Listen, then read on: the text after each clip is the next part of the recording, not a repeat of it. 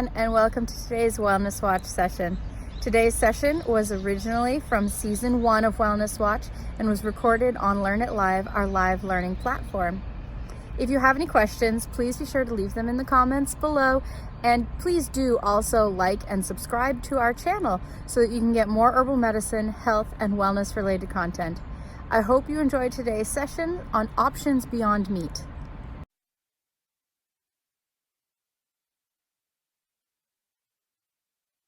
Good morning, everyone, and welcome to Wellness Watch. I am Jillian Karnick. Hi, this is Annabelle. And we're glad to have you here with us for our Options Beyond Meat session. And if you don't know me, my name is Jillian Karnick, and I run The Dancing Herbalist. I have a Master of Science degree in herbal medicine from the Maryland University of Integrative Health. I am also a nutritionist, certified personal trainer, and exercises medicine professional through the American College of Sports Medicine. My personal focus is on topical herbal products for joint and muscle pains, skin sensitivities, and injuries. But I do mostly focus as well on wellness practices to support individuals in their own healing. So if you are looking for consultation support, additional support from either Annabelle or myself, you can contact us through The Dancing Herbalist. Hi, my name is Annabelle Shiver. I'm the author of Conscious Canary Chronicles. It's a blog that focuses on various subjects for clean living and toxicity issues. I'm also a pharmaceutical injury survivor, an avid plant-based food explorer, and a home herbalist and health advocate. I'm always glad to have you here, Annabelle. Yeah, it's great. I'm excited. This is one of the topics I really enjoy. I know. Yeah, I don't have quite as much to talk about with this, but I do have some thoughts. But if you are interested in learning more from The Dancing Herbalist, you can join our free newsletter at thedancingherbalist.com. You can also purchase topical products there as well as our wellness books. We do offer a variety of free and paid classes through Learn It Live. And so if you found this session, you already found Learn It Live. We have different classes on herbal medicine, materia medica, nutrition, physiology, plant identification, philosophy, and so many more. We're actually going to be starting our new philosophy class in about 2 weeks now. So that's going to be great. If you do have any questions after these sessions, you can contact both Annabelle and I, again, like I said, through email, through The Dancing Herbalist, info@thedancingherbalist.com. Or if you have a quick question, you can also bring it to our Facebook discussion group, and that's really where we'll respond the fastest, is through Facebook. And you can see the link here, or you can just search The Dancing Herbalist Herbies in your Facebook search bar. So we are getting close to the end of April. Next week, we'll be releasing our May schedule. And so this week, we'll be talking about options beyond meat. And next week, something sweet. Something sweet, yeah, yes. We're kind of excited for that one. Yeah, especially with, the Easter holidays coming around. It's kind of a little more of a decadent time with chocolate bunnies and things of that nature, at the store. I definitely like that chocolate. I do all this fun chocolate recipes. Yes, if you do want some chocolate recipes, there's a whole bunch at the Dancing Herbalist blog. So that's thedancingherbalist.wordpress.com. And so there's some great recipes there. But if you wanted to check out any of our older sessions, those are recorded on Learn It Live. So you can actually go and listen to those at any point in time. They're going to be there forever. But so meat. Yes. When was the last time you think you had meat, Annabelle? Probably, meat itself, probably 2 years ago. But meat-based products would be a little over a year ago with the bone broth. So it is interesting, this topic, because most people that know me know that I don't eat animal-based products currently, and haven't for some time. So, but it's for me, it's been kind of been a progressive journey down into that, and I have some very specific reasons for doing what I'm doing. But one thing I think that people get really caught up on, not even just with meat, is this notion that super high protein diets are healthy. So that's one thing whenever I'm even talking beyond meat. The first thing people ask me, usually whenever they find out that I don't eat meat, is, what do you do for your protein? Mm-hmm. You know? So Do you track how many grams of protein you get a day? I used to, but now not really so much. Do you know about what you were getting? Oh, geez. Well, when I was really hitting protein hard, I was getting about 30, 40 a day. That's really low. Yeah. So, but for me, it was really, really high. And the thing that I've had issues with is my kidneys. And so with proteins, I really, really struggled with kidney function. So proteins are processed primarily through the kidneys Right. after they're absorbed into the body. Right. And that's mostly processing all the amino acids that have to then be either utilized by the body or excreted from the body. So it takes a lot of energy on the kidneys processing all that, the not uric acid, processing all the acid components from the Right. proteins. Right. So even proteins that were not meat-based, I was still struggling. But meat-based proteins, I really struggled with. And I think some people, when they have too much, struggle with as well, because it's not an incredibly bioavailable form of protein for the body. So Which proteins? Meat-based proteins.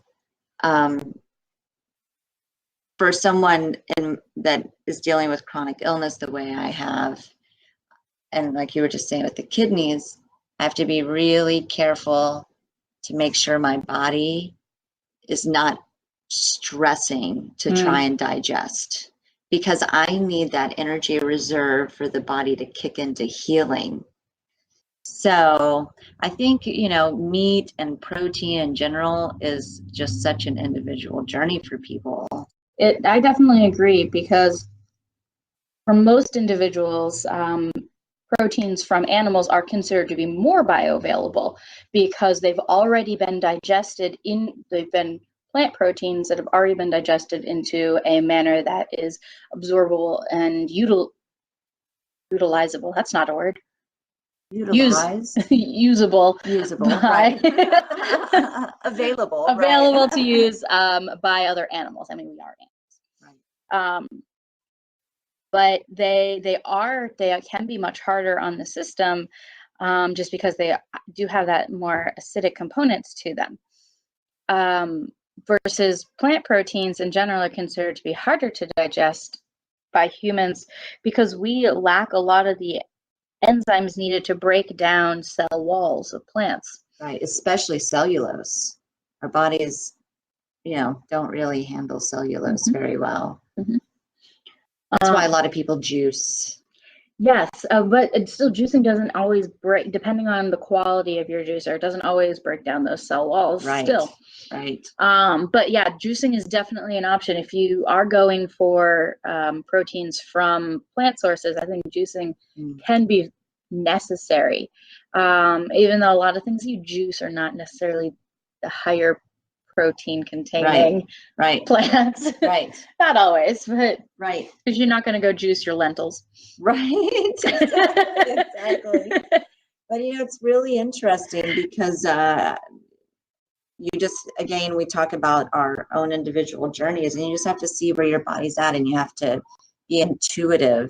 And sometimes, which is like completely countercultural, sometimes less is more.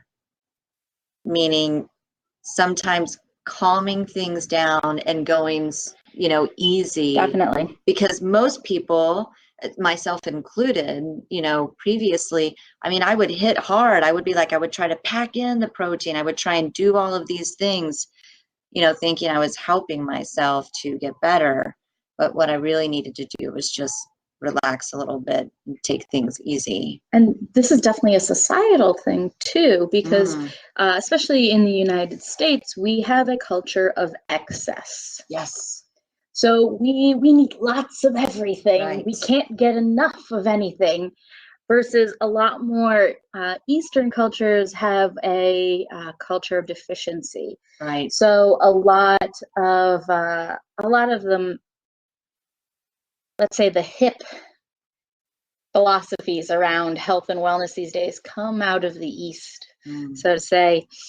And a lot of them are, we need more protein, we need more calories, we need more grains, we need more of everything. And that's just because those cultures tend to have a culture of deficiency, versus that's not the case in the West, in the United States and Canada and Europe and things like that. And one of the things that's really, I think, important to say is you are talking about like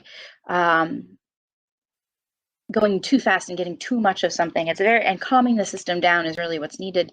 And animal proteins don't do that. In general, animal proteins are pro-inflammatory. Right.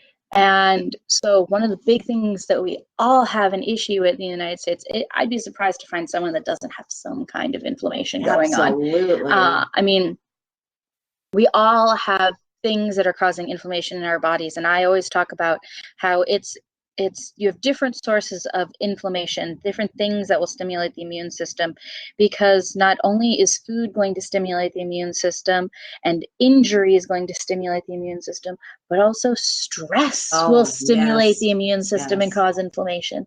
And it's really easy to forget that the emotional, psychological components of our lives can change our physiology. And I think drawing this connection is something we try to talk about a lot in the Wellness Watch. But just that all will increase our inflammation. And if you are getting a lot of animal proteins, you're not helping yourself with that. And so for myself, I tend to get animal proteins about once, maybe twice a day. But if I'm having animal proteins twice a day, it tends to be like eggs or dairy for the second, not necessarily multiple servings of meat a day. And for me, getting vegetable protein sources, I think, is a really good option to keep my inflammation down. I don't find myself to be as inflamed. And interestingly, because I was vegan back in February for a month to try that out, the biggest thing that I noticed with that was that when my menstrual cycle came at the end of the month, I didn't have any menstrual pain whatsoever. Yeah. I mean, inflammation that was a and pain big go thing. hand in hand. Yeah. Amazing. And I didn't realize how much my inflammatory load had gone down throughout the month, but just through 1 month, it made a big difference. And that itself would definitely convince me to, like, the week and a half or so before I begin menstruating each month, considering not having animal proteins, just so I have a better experience for that 1 week. Right. Well, it's interesting because I sometimes someone will ask me, well, if you ate meat, how would you go about eating meat?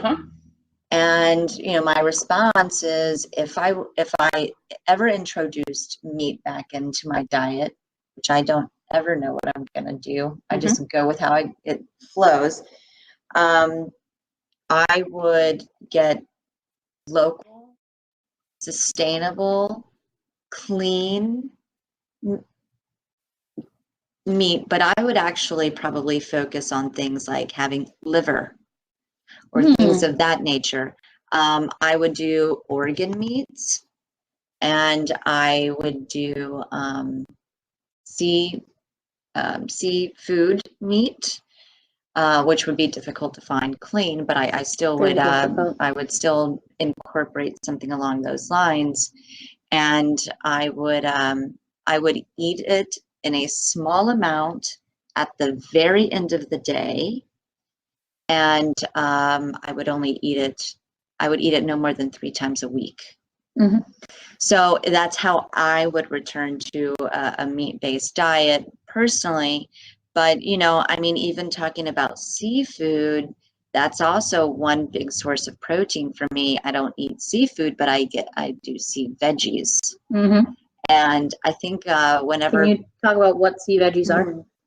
kelp, dulse, bladderwrack is one that I've recently started looking into. I think bladderwrack would be great for you. Yeah, I really started just feeling that. And spirulina is not from the sea all the time. I think it's a freshwater based algae type deal. I don't think spirulina is from the sea. I don't know enough about it. So kelp, I mean, I do kelp powder in my green smoothies. So there really are a plethora of protein options.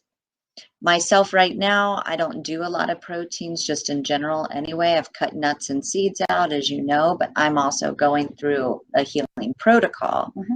So, but when I bring those even back into the diet, I'm only going to eat them in the evening, and I'm going to eat them in small amounts. Can you talk about why you're choosing to do these in the evening? Because animal-based proteins, or proteins in general, nuts and seeds, things of that nature, take a longer time to digest in the body. So I like to have my heavy fat, heavy meal at night. And it's interesting because, again, this is countercultural. I've always heard breakfast is the biggest, most important meal of the day. And I'm actually now flipped that script. And, for me, dinner is the time that I do my heavy eating because, or really actually even in the later part of the day, because I try not to eat past 7:30 at night. So, but that gives me time to let my body have plenty of time to digest, so that, again, I'm not stressed. I'm also not having food still in my belly that's not digested and then eating something else, when I get hungry at lunch, and creating a lot of fermentation in my gut, which is a lot of bloating and belching and excessive gas, and just feeling pretty sluggish. I think you're right in that a lot of people talk about breakfast being the biggest meal of the day. I don't think people actively do that, though. Right. I think because a lot of people skip breakfast. Right. But I agree that having proteins in the evening can be better. There's three main food groups when you think about how our body utilizes the calories we intake. So we have fats, proteins, and carbohydrates. So fats are really, if you think of it in a broad sense, to keep us moving. Carbohydrates are to give us our energy, and then proteins are to heal.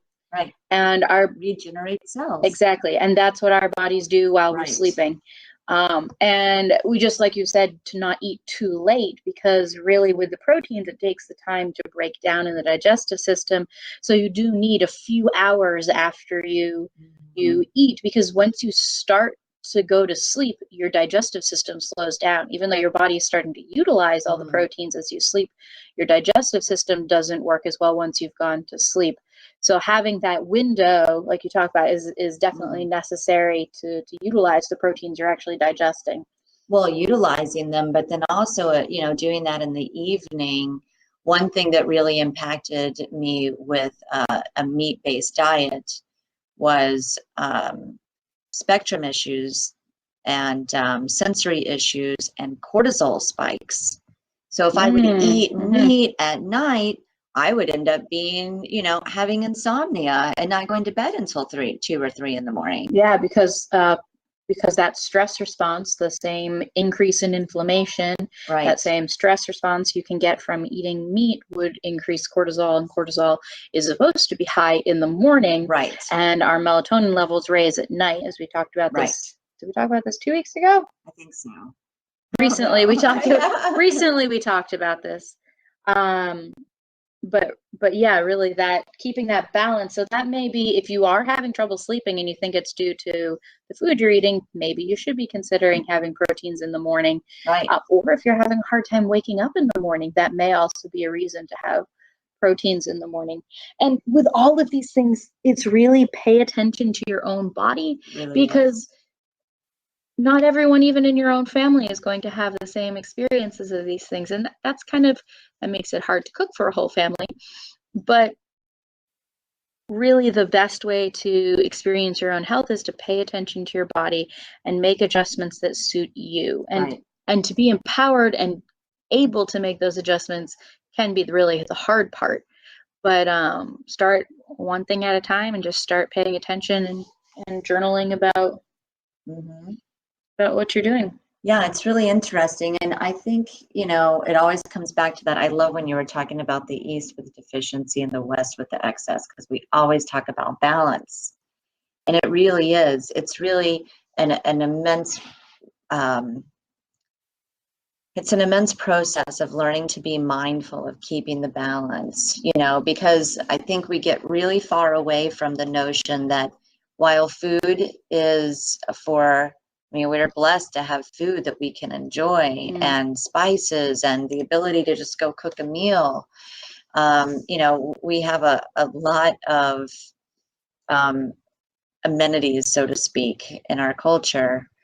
But we also tend to use food as a social experience, as an emotional experience, as not understanding that what we're taking in is what is fortifying our body or breaking our body down. So proteins are really very interesting. I'm still in this whole world of exploration, because I also found that when I was doing a meat-based diet, and even when I backed off of meat and I only had eggs in, because eggs were the last animal protein I got out of.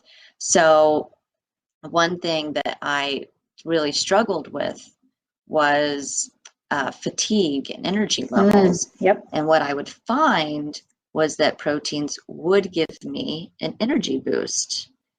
But when I was doing animal-based proteins, and I actually noticed this most with eggs, because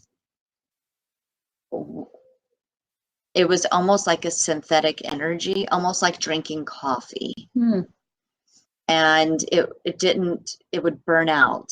And then I would be in a very big crash of fatigue. And I would be grateful to have some energy, but I was like, I would like to have some clean, consistent, steady energy through the day, instead of these, peaks and valleys, really extreme ones.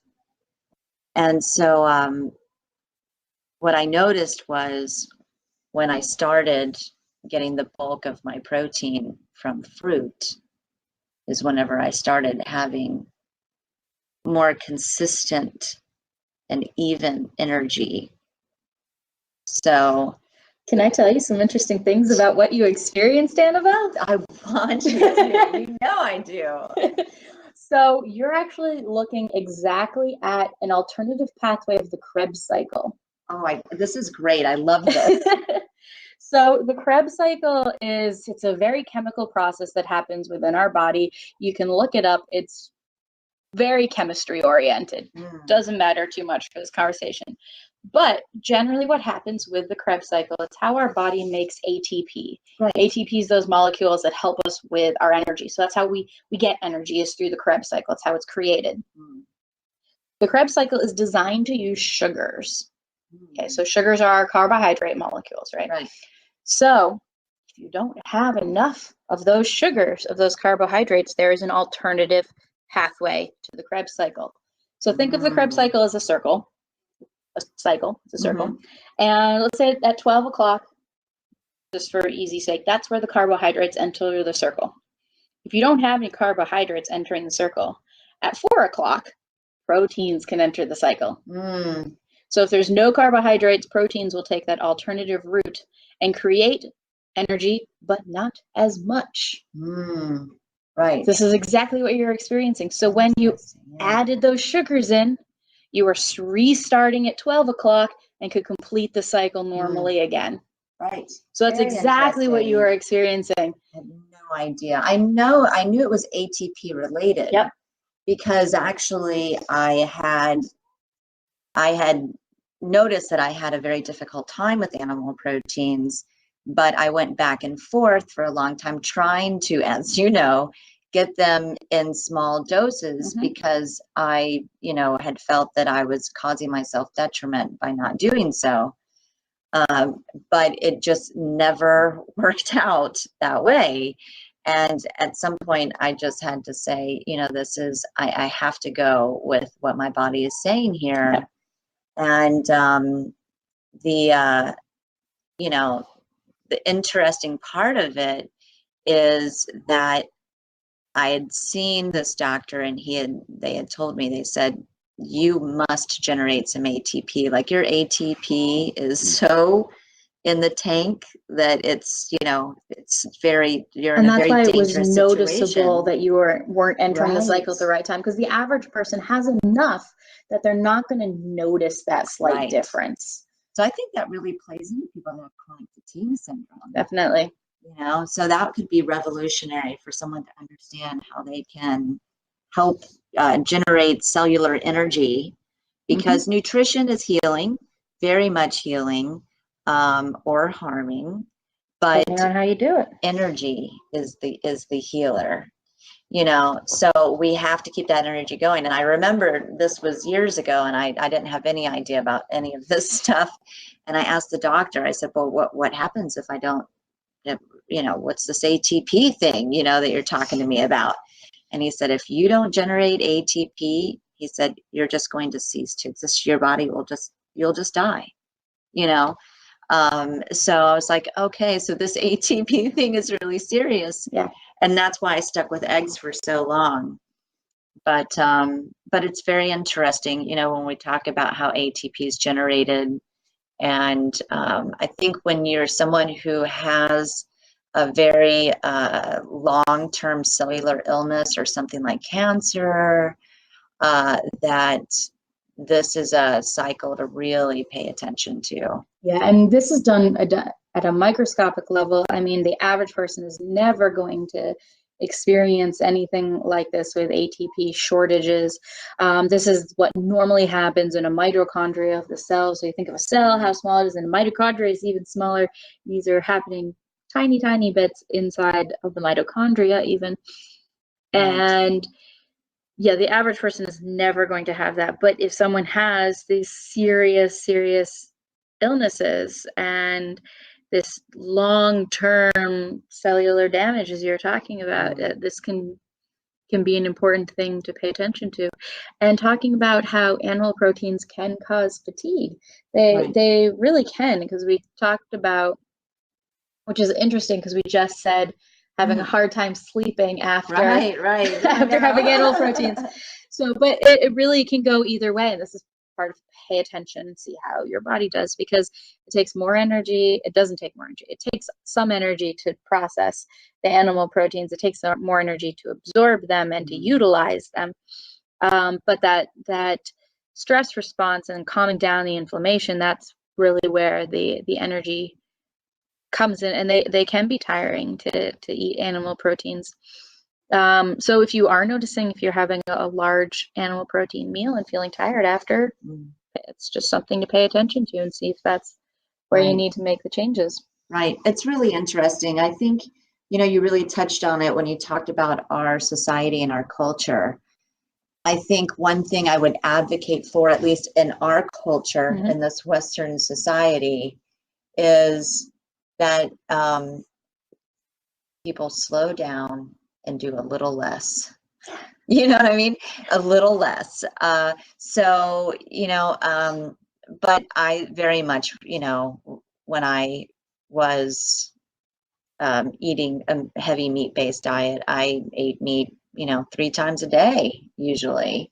And And of some course, people will eat meat 3 times a day and have 3 servings of meat each time because that's how much we're supposed to eat. Right, exactly. So it's really interesting. And I remember whenever I was trying to get back eating meat and seafood and the bone broth debacle, I remember you saying to me, you were like, you have to go slow. And I think it took me a long time, as you know, to be like, oh, yeah, okay, slow this down a bit, So we live in a very fast culture. We drive fast. We want our food fast. Everything is fast, fast, fast.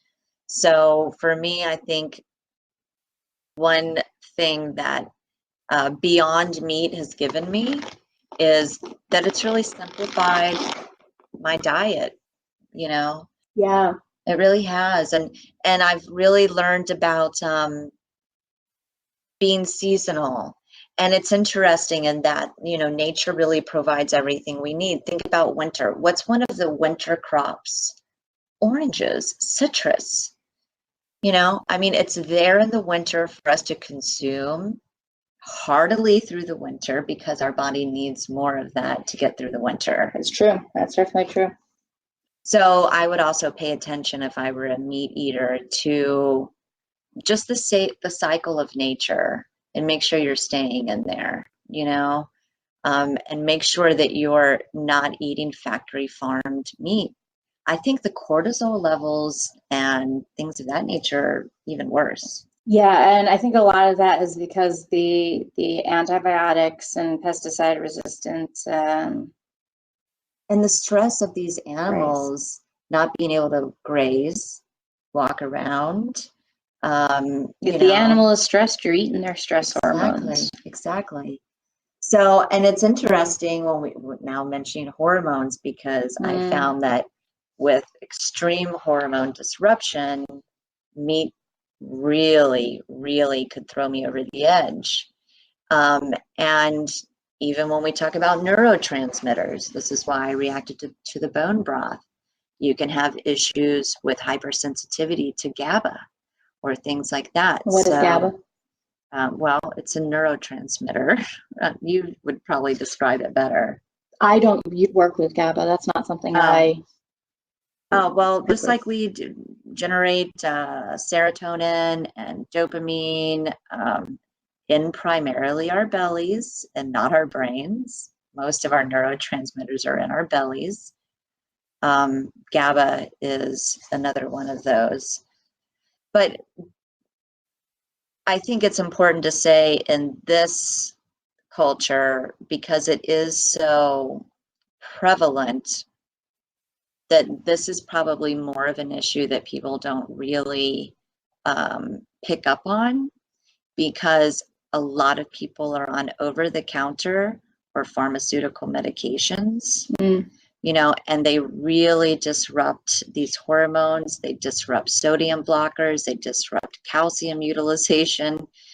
So I would be very, very careful on a hormone level if I ate meat-based. And it's interesting when you said that you were vegan for that time that you didn't have the menstrual cramps. And I think there's really something to making sure that if you are eating meat, that you're doing it in an appropriate way, because the disruption of hormones, I think, plays into things way more than people understand. And a lot of people, when they think about having non-animal proteins, are worried about hormones. Because there's so much worry about soy and the interactions with estrogens. Yes. And again, personally, I think this is you really need to try it yourself. And because I think some people have reactions and some people don't when it comes to soy and the estrogen component. And if this doesn't make sense to you, please let me say. So there's estrogen receptors. I'm showing Annabelle here a fake estrogen receptor. And there are natural estrogens, which will lock into that receptor, and then the estrogen signal pathways will happen. Mhm.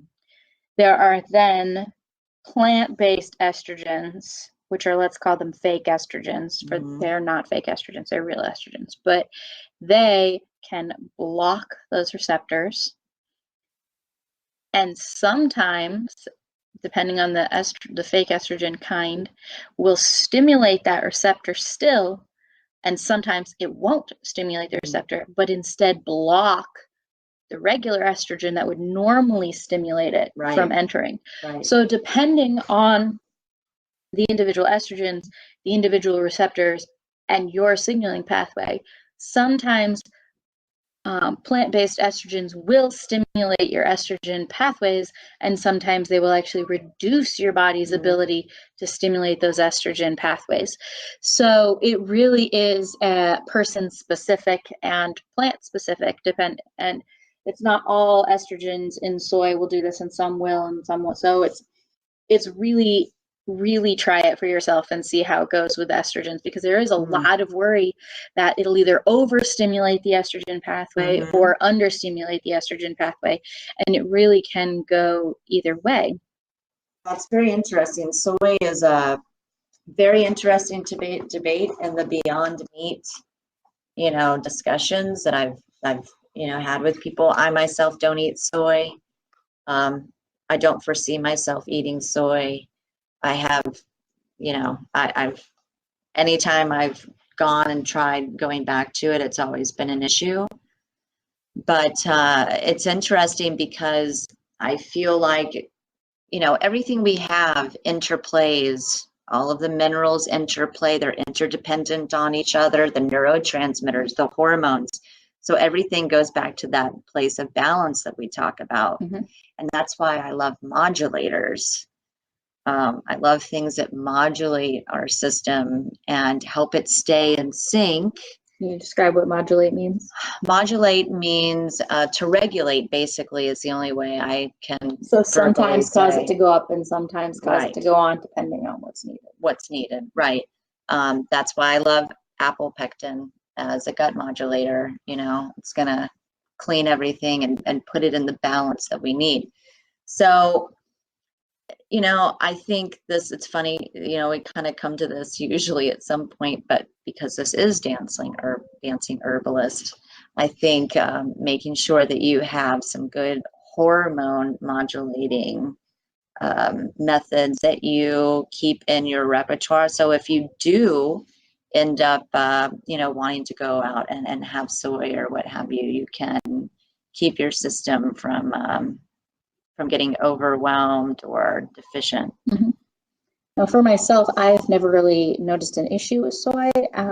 Usually, when I have soy, I won't have it more than twice a week. Usually, if I'm having it, it's probably only about once a week. I don't have it too often. Do you do mostly fermented? To be honest, it's not something I've ever paid attention to. Because usually I'm getting it processed. Right.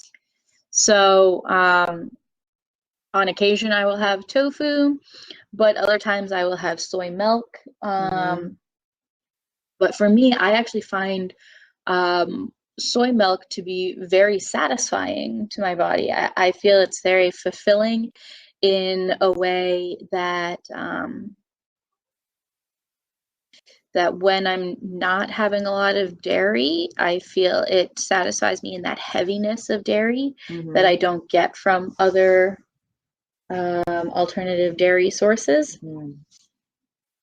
And because it has a kind of a rich quality to it. Right. And my biggest thing when I wanted to be vegan for a month was just to be like, what am I going to use as like a main course meal? Because like I have lots and lots of vegetable side dishes. I have lots of protein-rich side dishes. And fruit dishes. You have so many. And everything. But what is my main focus? And so during the month, I only made one dish with soy. I made a tofu dish, and let me tell you, that was the most delicious tofu I've ever had. It looks delicious. It was a lemongrass chili fried tofu mix. It was amazing, and I would make it again because I didn't really realize how versatile tofu could be because I had never cooked with tofu before. But the fact that tofu could be marinated and really take in all of the flavors, I really did not know how good tofu was at doing that because it is so porous and like capable of absorbing things versus marinating meat. Yeah, it takes on a lot more flavor, but not like tofu. Right. It's like a sponge. Yeah, tofu just sucked it all. And I was like, it was amazing. So if you're looking for like flavorful options, if you want to try being vegetarian or vegan and you are okay with having soy, tofu is just so versatile. And I didn't really understand how good that could be. And other options, because we haven't really talked about like what you could do instead of say. It was like, what were when you did the vegan, so soy or tofu was one, but what were some other ones that you loved? So the most satisfying meal that I had, so the flavors of the tofu was definitely my favorite like dish.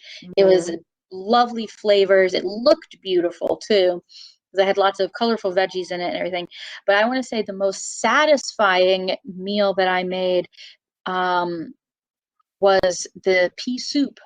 Oh, really? Interesting. So, peas. I was really craving peas, and I really went right for it. I just steamed some peas, blended them up, and then sauteed a bunch of other veggies and added the sauteed veggies to the blended peas. But what really I found as a flavor combination that I found very satisfying and equivalent to like having meat was I was sauteing pecans with onions. And that saute was that dense heaviness of meat. Right. And if I just added a small portion of that to my other